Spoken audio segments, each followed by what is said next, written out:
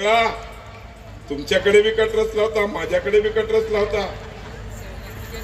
त्यांच्याशी मिलीभगत करून तो सगळा कट तुमच्या सगळ्या तमाम माझ्या बंधू भगिनींच्या माध्यमातून आम्ही तो हिरवा साप ठेचून हैदराबादला परत पाठवला.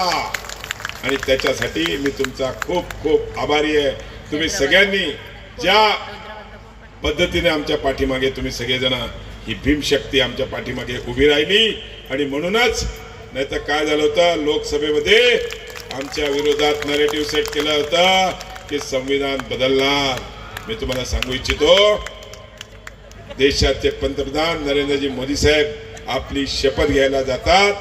पहिल्या 14 मध्ये असो, 19 मध्ये असो किंवा 24 मध्ये असो, संविधानाचे त्यांचं म्हणजे नतमस्तक होऊन संविधानाला अभिवादन करून मगच ते शपथविधीला जातात.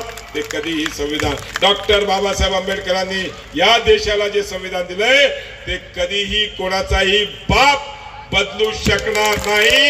हे मी आज